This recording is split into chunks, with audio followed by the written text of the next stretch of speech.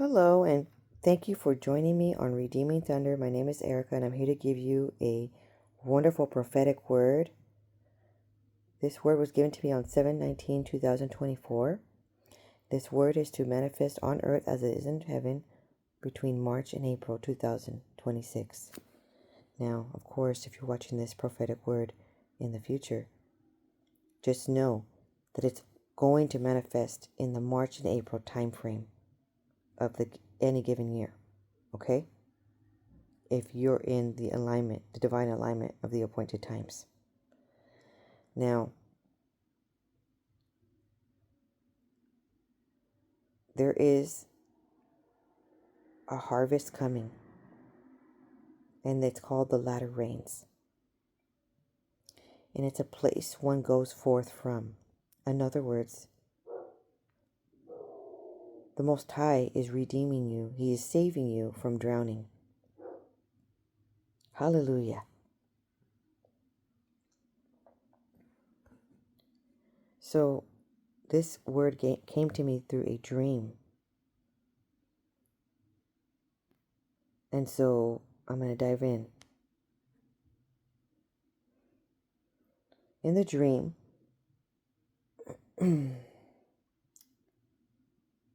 I saw this woman in the bathroom. And she seemed to be going to the bathroom. Of course, you can't see anything, right? She's wearing some kind of like long blouse, and she looks very tired. But she is. This might be some TMI, but she uses the toilet paper to wipe herself. Okay.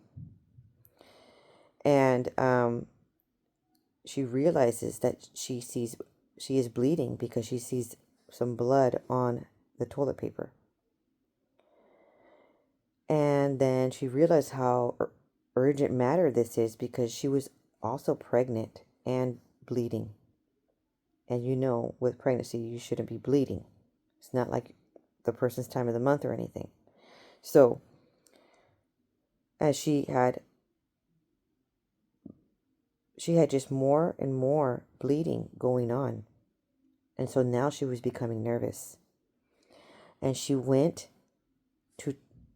left the bathroom, right? Obviously washed her hands and everything. And then she went to go tell her husband, who was in another room. And he was taking care of another child they had. And she says that she needs to go to the hospital because she's bleeding. And he says, I can't go with you. He's like, I need to take care of the children. I can't go with you. So she knew she had to go by herself. Okay? She was very disappointed. I could see in her face she was very sad to deal with a life-threatening emergency all by herself with no support. And I felt her stress. It looked like she was carrying a heavy burden. And she was probably very scared. Okay? Like, taking action, but how many of you have done that? Taking action, but doing it with a heavy heart and almost panic attack, but holding it in. Okay? Then I woke up. So, in this notes here, I reference another dream I had regarding this woman that was pregnant. She went in for a checkup, and they were telling her that she's ready to deliver. And she went into that room with her husband. But when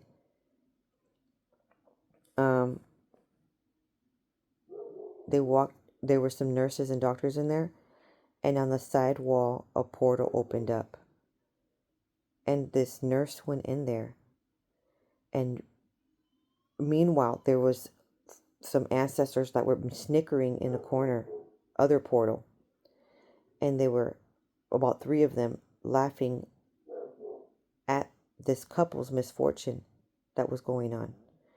And there was a misfortune of not being able to find the baby. they were looking for a baby in the other portal in the water, and they couldn't find the placenta, and they couldn't the womb, and they couldn't find the baby. And then they said there was another baby and another placenta that was missing. So 4 different categories. And she looked from one side of the portal. Her husband ran over, and she's like, "I'll go look. I'll get in the water." So his feet were in the water. The other nurse, her feet were in the water, and they were looking in from the top and trying to find. And then suddenly, somebody gives him these gives the husband these goggles, these certain binoculars that you set on your eyes. You leave on. And they were like high tech. And he's like, and the nurse is like, "I found the baby." And he's like saying that he found the womb. And then they said they were going to keep searching for the other womb and the other baby, right? Meanwhile, the woman that's sitting on the hospital bed, she looks over to the other side, and the family members are still making fun, and they are speaking poorly, and they were wishing malicious intent over her life and over the baby's life. So they were cursing for her not to make it and the baby not to make it. Okay? Suddenly, some doctor or nurse says, "It's time for you to go to the operation room." So they put her in a wheelchair, and they have her wheeling the chair. It's like an old-fashioned, so that she had to push, it wasn't automatic. She had to roll with her arms, and the nurse was just walking with her. So they walk around the corner, out the door, around the corner, and they're down the hall, and they're like, "Okay, we got to enter in here." And the whole time, this woman's panicking. The pregnant woman that's panicking. She's like, "I don't want to deliver this baby without him, without her husband." And she's like, "I have to go back." In her mind, she's like, "I have to go back. I need to go tell him to come. I want them to make sure to tell them that he needs to come in this room." And then she's like, "Don't worry, we'll tell him." And then she just didn't trust that they would tell him. So she just swiveled that wheelchair, and she booked it on back to that other room where her husband was looking through the portal with the goggles. And she's like, the nurse is like, "What are you doing? Where are you going? You need to come back." Okay. So I woke up. Right? I had that dream 7/19/2024.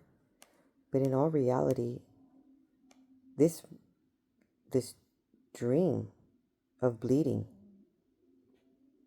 okay, was real life, because I was pregnant, and it was almost like the dream was trying to prompt me of an emergency that was going to happen. Okay, so, and I was bleeding, and it was an emergency, and it happened to be where I had to deliver my baby on an emergency situation that was just a regular visit, checkup, okay? And it's almost like that second dream was also a prompt of what was going to happen. Okay? And that's why I say my dreams come true. So these prophetic alerts from heaven, downloads from heaven, are true facts. So that's why I think the Most High gave me this role, this channel, to disperse of the heavenly messages to warn you that your ordained spouse situation is very delicate, and there has been enemies, wicked people around you trying to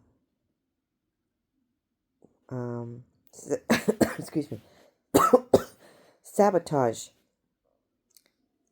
and not allow this baby to be birthed. Okay? And there was high stakes for my real situation because I ended up having to deliver at 6 months pregnant, which was basically very dangerous for a baby. But the whole scenario in itself was dangerous for myself. Okay? There was a threat to life. And obviously, I'm here standing, and the glory to the Most High for reviving my life. Resurrecting me. Because it's been a journey of resurrection, of attempt to end my life by the enemies. And you're thinking, who are these enemies? Well, some of these enemies, they look like they were related in the dream. They looked like they were related to the couple that was in the hospital room. So some of these enemies are not strangers.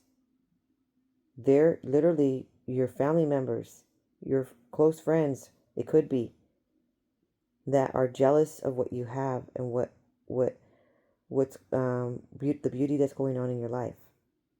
Okay, and they are malicious witches that maybe they're not having a cauldron in their closet, but the slander and gossip was still the same as conducting potions, and they were still witchcraft. Okay, now this prophetic word is explaining that your ordained spouse, kingdom spouse situation is as delicate as giving birth to a NICU baby. You know how they have to be incubated for a while? And there was much care for mothers who deliver so early. Okay? Okay, so it's something along the lines. But I want to say to you right now that the enemy couldn't steal. He couldn't sabotage what was meant to be on earth as it is in heaven. And in the recent videos, in the chapters of like 50s, you have given birth to this prophetic promise. The baby is birthed and alive. I'm talking about the spiritual baby. I'm talking about your ordained spouse baby. And it exists. Okay? And that's a humongous deal. Did you notice that in the dream there was two? There was a baby in a womb, and there was another baby in a womb. And this lady, she couldn't, she wanted to deliver the baby with her husband, but the nurse said she couldn't. So there's something that you have to do alone that's being birthed just all for yourself. There's something that you and your that partner, you birth together. But then there's something, another baby in another womb that needs to be birthed. Okay? Okay,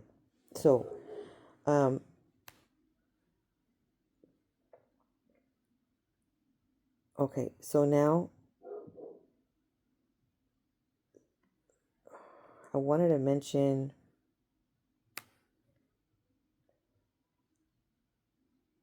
I researched what the word meant, motza, because the Most High gave me that word, motza. And that's how I knew you are being saved from drowning. It means a going forth, an act of going out. It also means it's a Hebrew, Egyptian. It's a shared root across Egyptian, Hebrew, and Greek languages. Musa means child or saved from drowning, drew out from water and hidden. Okay? 4161 Motza means a place of act of going forth, issue, report, export, source, and spring. It means fountains, it means risings, it means seed, imported, spring, utterance, starting places, springs, going forth. Psalm 75:7. But Yahuwah is the judge, and he putteth down one and setteth up another. These verses that I'm sharing are attached to that word motzah.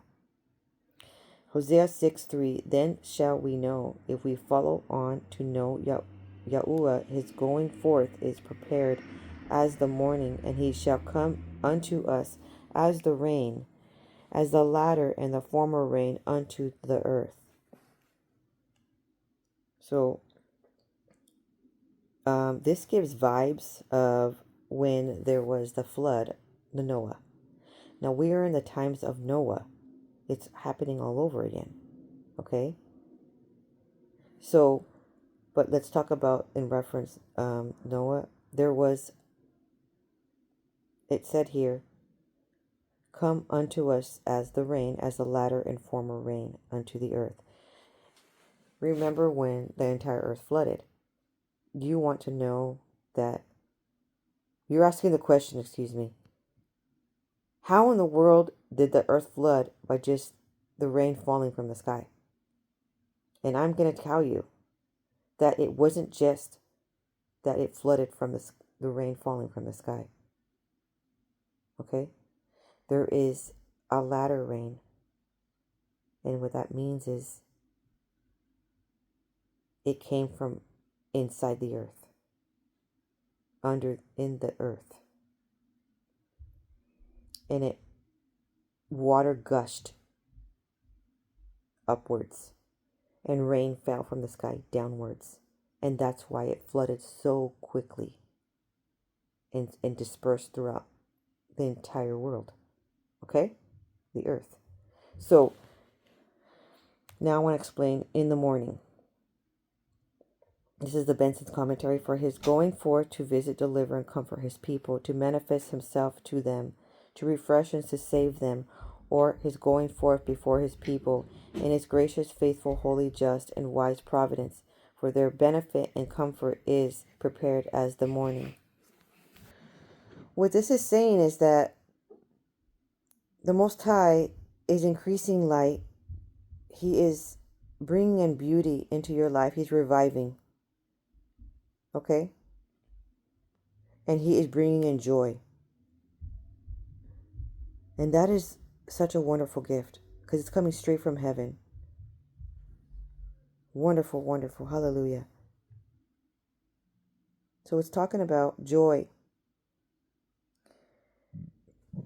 And he shall come unto us as the rain unto the earth, which refreshes it, renders it fruitful, beautifies it, and gives it a new and smiling face. As the latter and former rain, or as the word should rather be rendered, the harvest rain and the rain of seed time. Deuteronomy 11:14 and Proverbs 16:15.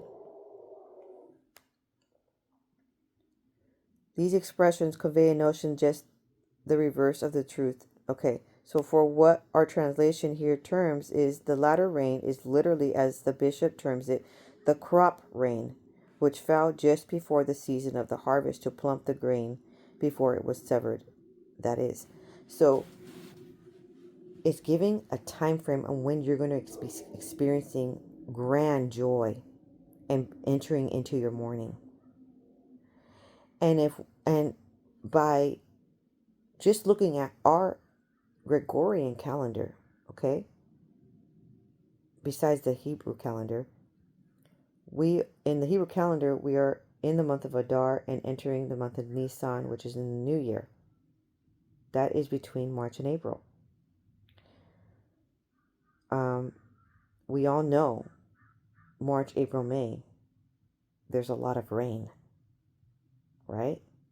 So we are right in the center of experiencing this beautiful miracle right now on earth as it is in heaven, because I'm recording this prophetic word in March. So if you haven't experienced it already, because it's March, April, May, you're going to. And now it's explaining it fell in what we term the spring. And for the harvest in Judea began about the middle of our March, according to the old style.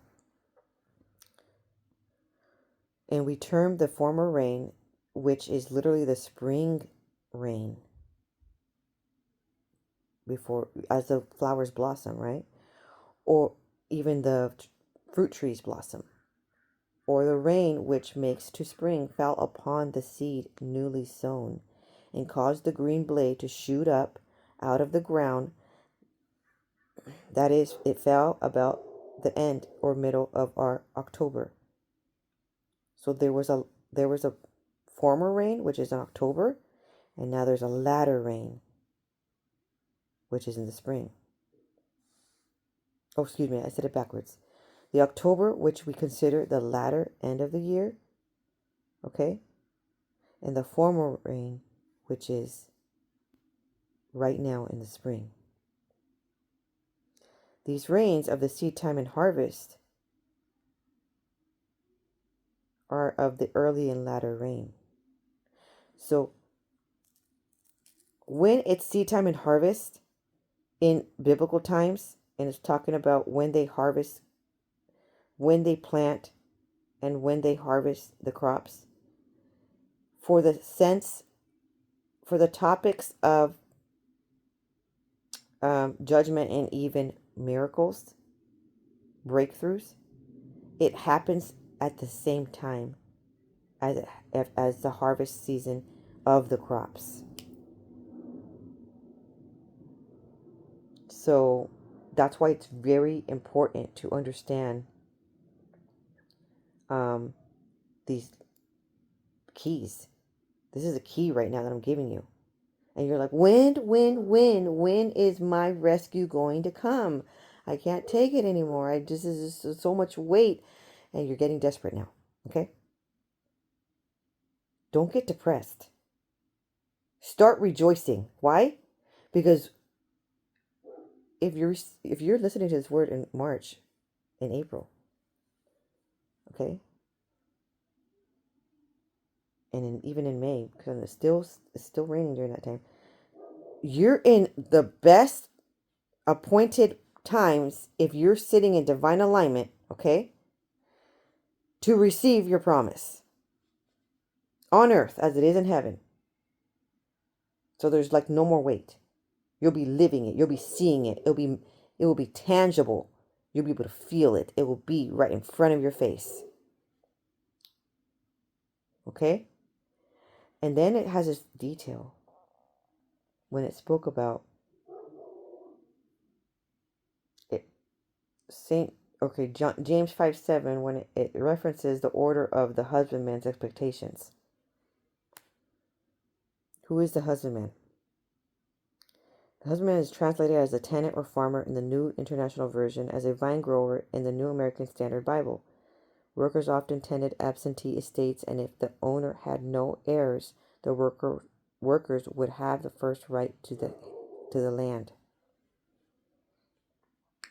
What did Yahusha mean by "my father is the husbandman"? Yahusha made it clear to us in John 15:1, which says, "I am the true vine, and my father is the husbandman." Yahusha is the true vine, and Yahuwah the Father is the husbandman, a person who cultivates the land, a farmer, the vine cultivator. So what's going on is seeds are being planted in this hour, right? This is around the time, springtime, when everyone plants their seeds for, fruits, vegetables, etc., right? And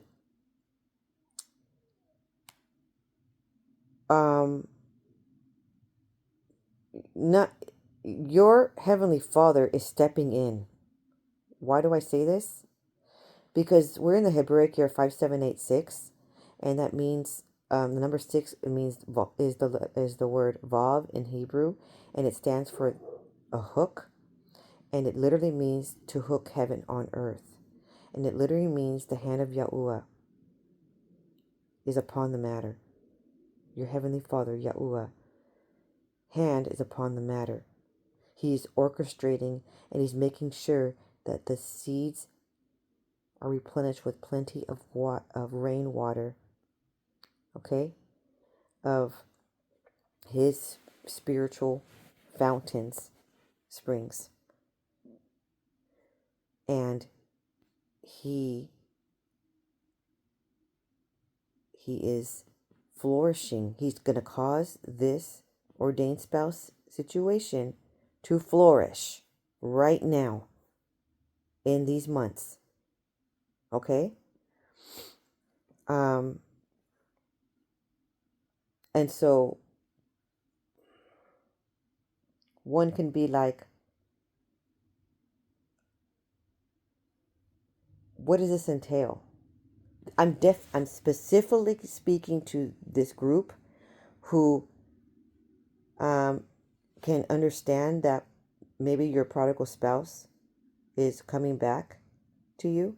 There could be other counter fits that are trying to get your attention, but not necessarily everyone that comes to you, you give a chance, or you continue to give a chance. That's what I'm saying here. Okay? Because if let's reflect back on the dreams now. She was the woman, the first dream. She was having a literal emergency. She was bleeding, right? And so that is a threat to life. Did you know that? When someone's bleeding in a dream, especially from down below, anyone having that dream, you don't have to be a woman, okay? That is a threat to your life in the real world, not just spiritual world, okay? And there's going to be a scenario where you in your real life had something so imminent. You were in imminent danger. Something. It didn't have to be exactly of the woman being pregnant, but in reality, you were pregnant with a promise. Okay? So, spiritually speaking. And you experienced hardship. You did not experience support. By the person counterfeit that you were with. Okay? They made it all the more difficult. And what everybody didn't know is that was their last test. And if they didn't pass the test, okay, then instead made your life in hardship. The Most High from heaven, he sees you like you're drowning. Okay? He expresses it in that analogy. Just like it looked like the baby was drowning in the water through the portal, and the womb was, and the other womb and the other baby was in the water. That's pretty much like drowning, right? Okay, so it's tying all together. That was the second dream. And so even when the woman was ready to deliver, she still wanted that individual to be part of the next journey.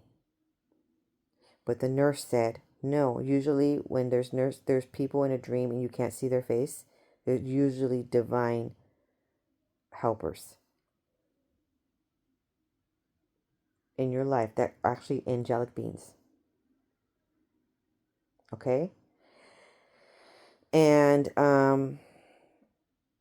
now, all of a sudden, behind the scenes, the Most High was orchestrating another phenomenal agenda.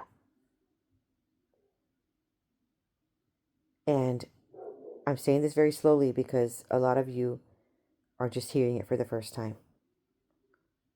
And it's hard to hear that you have to move on with somebody else. Okay? Why am I saying that? Because the verse that it came with was Psalm 75:7. But Yahuwah is the judge, and he putteth down one, and he setteth up another. Okay? That's why. So, let's continue.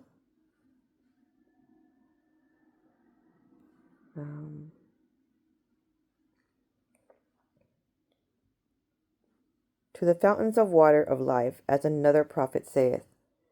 For he that hath mercy upon them shall lead them, even by the springs of water shall he guide them. Isaiah 49:10. Now the word his going forth.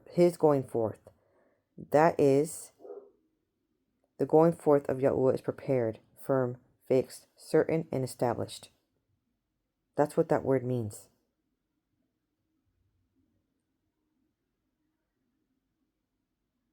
As the morning.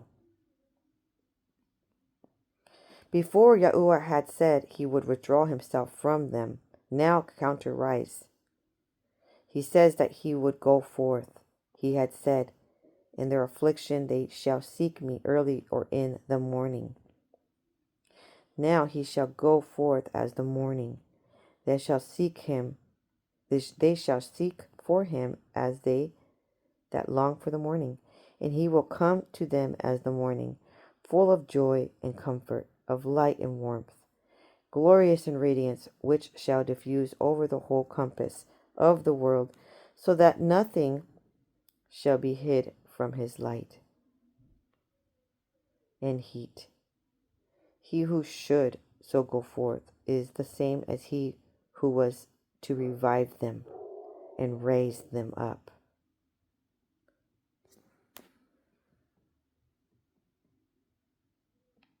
So the Most High is and has been reviving you back to life.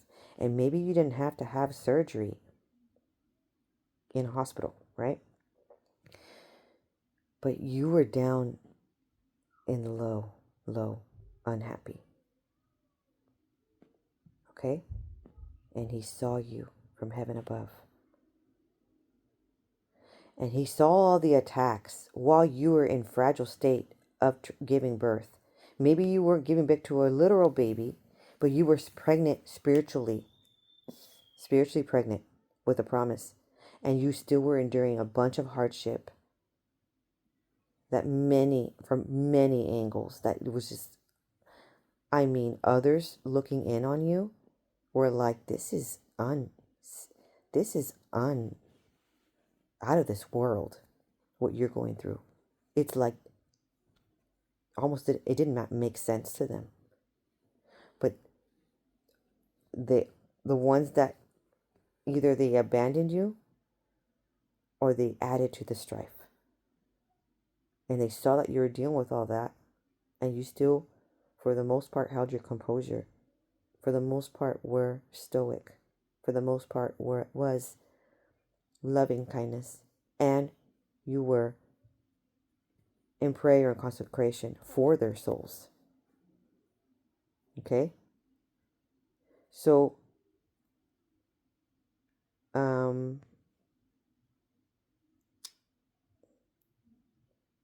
I noticed that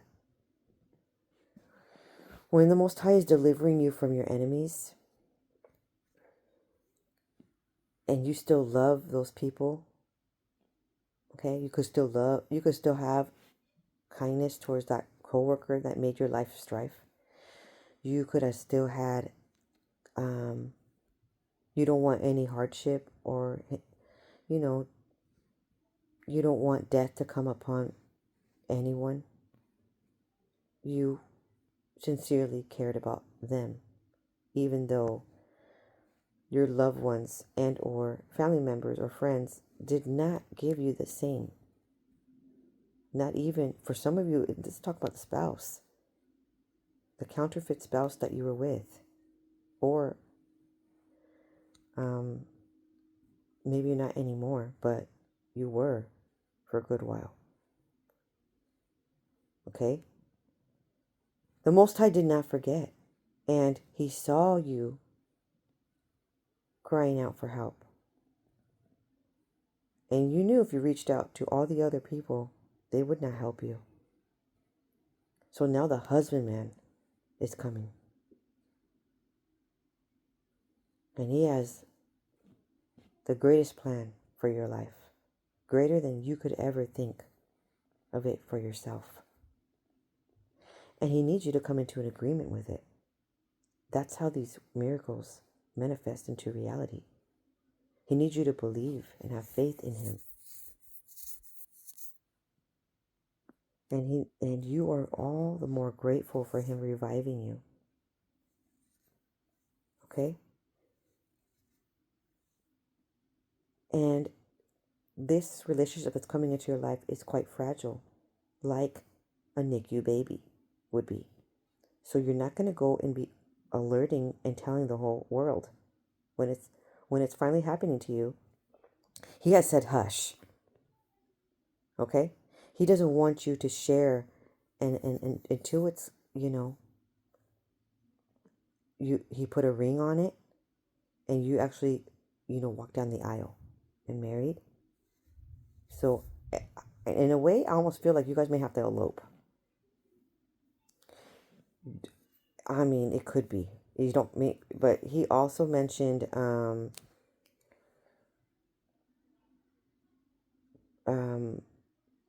finding a place to get married along the water, like near a lake or a pond or something like that, maybe beach, something. And that's something that you need to start looking into. Obviously, start thinking of your wonderful, beautiful wedding dress, okay, and start selecting the ring that you really want. And these are the prophetic words in the past, because this is literally happening to you. Someone out there is in love with you, and it's going to come for you. And that is part of the rescue. Your husband, heavenly husband in heaven, is bringing a gift.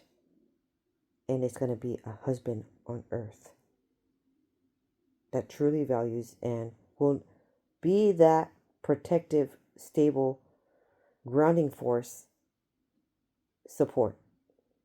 Okay? All right, so then I went further on to research the word to go or to come out, which gives you the word yatsa, which is 33:18. And it means bring forth, or become known, bringing, brings, exported. There's depart and departure. And then there's also went forward, led forth. Exodus 3:12. And then it also gives Numbers 16:25. And there's a coming out, a fire from Yahuwah, and consumed the 250 men that offered incense. Gil's exposition of the entire Bible. And there came out of a fire from Yahuwah flashes of lightning from the cloud in which he was, and consumed the 250 men that offered incense, not that it reduced, them to ashes, but took away their lives, struck them dead at once, in like manner as Nadab and Abihu, who were, though said to be devoured by the fire, yet their bodies remained.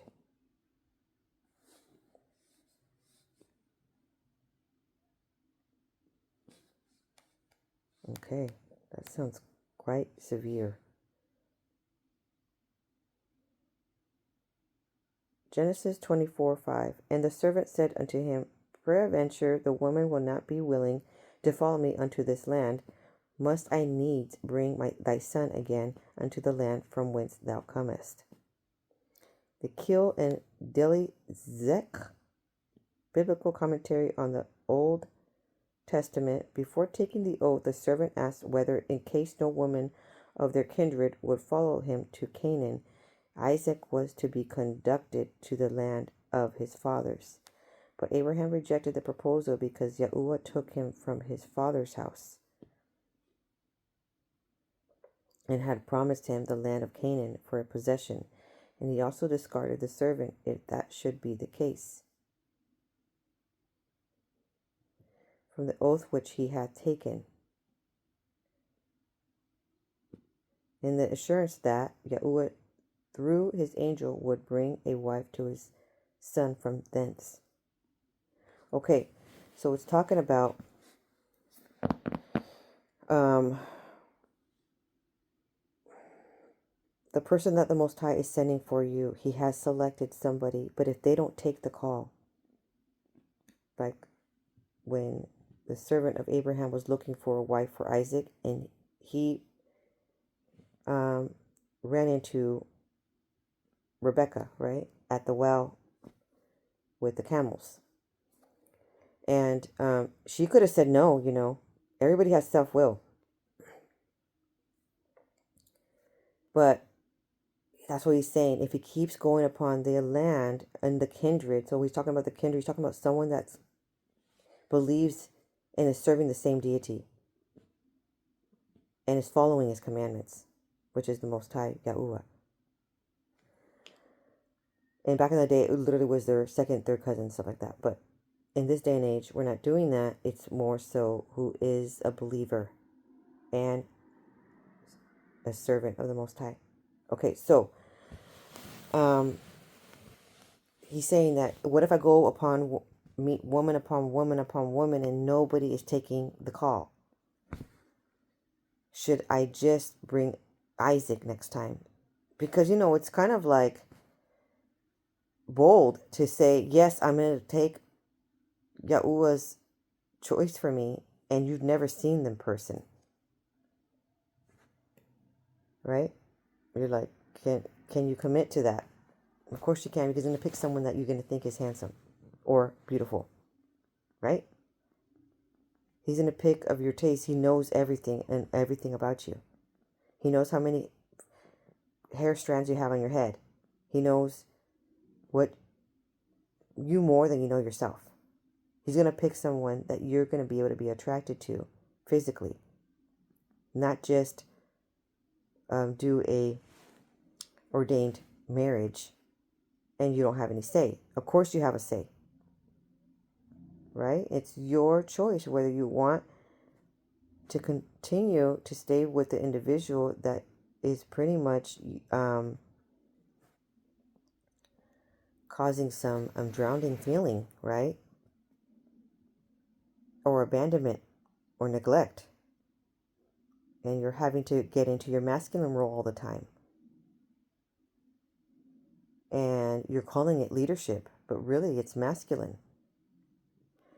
Because if you're the one serving and serving and serving, and you're not in the receiving end, you're in your masculine role. If you're the one serving him advice without him asking, you're in your masculine role. Okay? Because apparently, which this is new news for me, but men don't need a bunch of advice given to them. They should already know how to behave. They already know how. They don't need hand-holding from a woman in the sense of you conducting every conversation that he ever has. And you,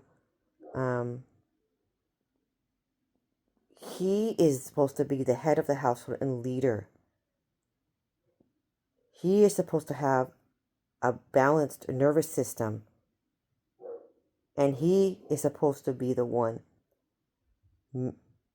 with his calmness, with his stoic presence, is supposed to calm everybody else's in the home. Not the woman take on that role. The woman is the nurturer. If he takes on that leadership role, the woman can go back into her feminine nurturing self that's creative. Okay? And the man is the one that's supposed to do pretty much all the more difficult tasks. And not shy away from responsibilities, burdens that are heavy, actually carrying more of the load. He is the man. The men are anointed. They're given that ability already. It's innate in them. They can do it. They can carry the load. The women don't have the grace to carry the load. Most High did not give them that role. So that's why it feels so darn heavy when a woman's carrying it and being the father and the mother and the husband role. And when I say husband role, what I mean is not like I'm not soliciting the LBGQ community. I'm saying she has to be the planner for trips, for dates, when she had to be the romantic one. Did you know that he has to be in his healed era?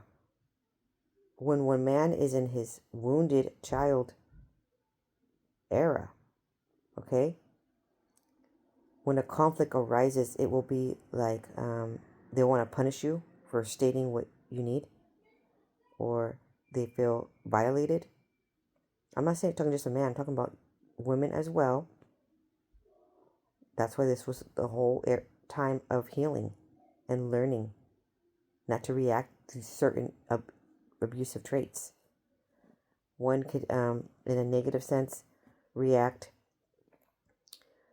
offended when someone's expressing their feelings. Instead of feeling understanding and listening, all of a sudden one's jumping to conclusions and getting offended and lashing back and or deflecting. And you're like, what are you talking about? This is how we have conversations with everybody. This is normal. What I'm trying to tell you is it's not normal.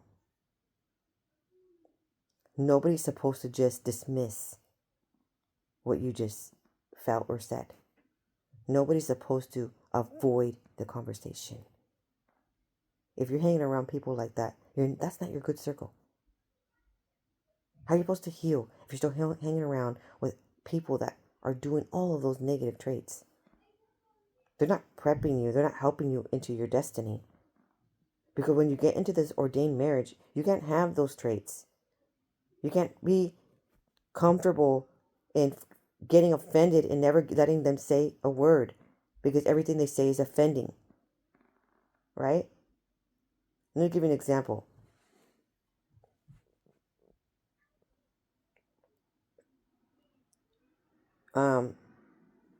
And this is when you guys are already in a relationship and you guys are already, married or something like that. So you try on these pants. They're like leggings or something, or it could be jeans, whatever. And they're very much a health, in the health field. And you are saying that your low back is hurting, okay, and your hips are hurting. And because they are in that profession, they could say something along the lines of, well, they know it's because you need to do some more inner core exercises, and that's how your body holds the hips in alignment. But you also need some strength in your buttocks, because that also creates stability in your body overall. They could have said it that way, okay? But they didn't. They said something along the lines that almost sounds offending, of the shape of your butt is the reason why. If your butt was shaped correctly, then you wouldn't have these hip problems. And this is how and so you're just like, what? And one could get offended, right? And go on and hold a grudge for a really long time, years even. But really it came out wrong. And they meant your buttocks will even be shaped differently and more I would even say Brazilian booty. Okay. When you are in correct body alignment and you are, your hips are strength, there's certain exercises that amplify the muscles in your, in your buttocks, right? That will naturally enhance the shape of it and create a more dispersed, and it will not be a sedentary buttocks. And I know I'm giving an example that just sounds so absurd, but I'm giving an example that maybe a woman would get offended if they heard it from their man, and their man, and it could be that area of their body is what a lot of women are wanting to look extra awesome. Okay.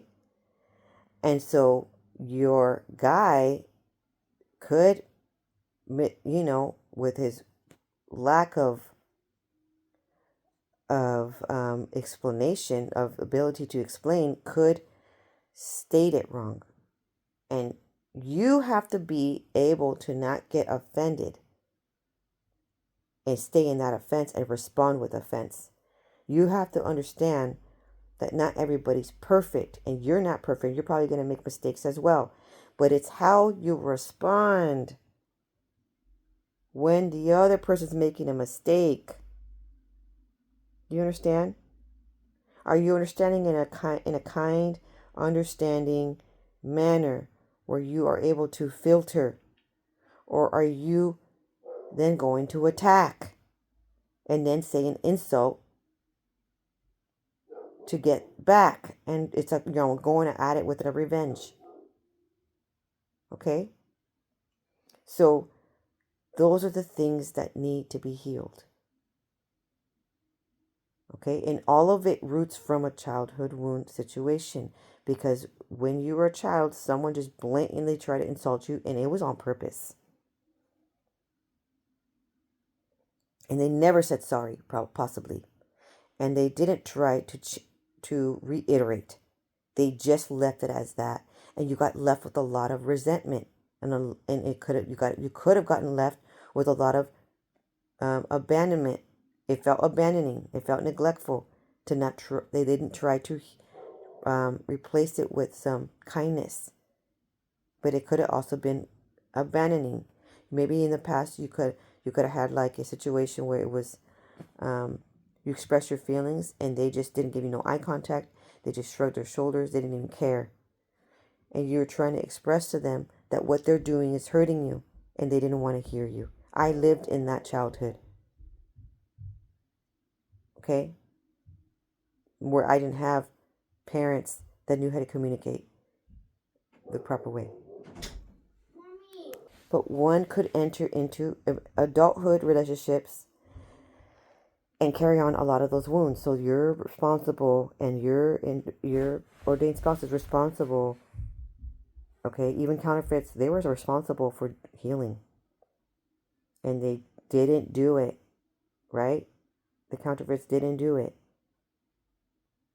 So in turn, it has caused a lot of need for rescue. Okay, so let's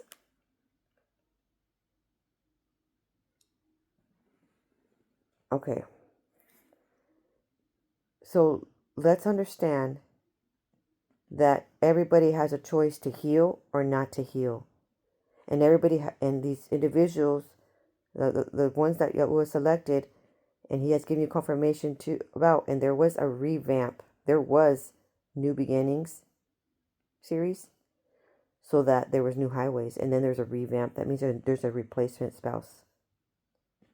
Someone wasn't brave enough in the past to say what they felt about you. And maybe they wanted to say it, but Most High moved on. So now here you are. And you are waiting for your ordained spouse to come for you now. Okay? So That's the mentality you have to be in. You have to be in the mentality of being ready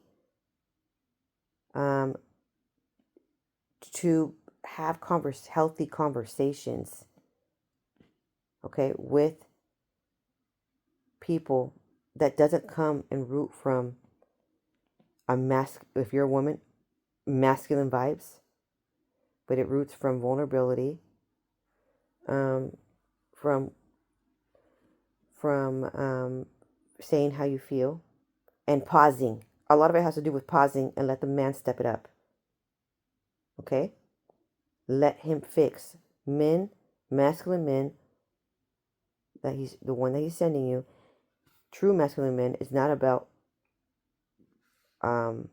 physical strength and or high testosterone who has a temper and a strong jawline only. It has to do with, you can still have a strong jawline, okay? But it has to do with someone that takes the lead, that does the chase, okay? I heard never give him more attention, especially in the beginning. You may feel it. Did I say you didn't feel it? Yes, you did feel it. You may be crazy about him.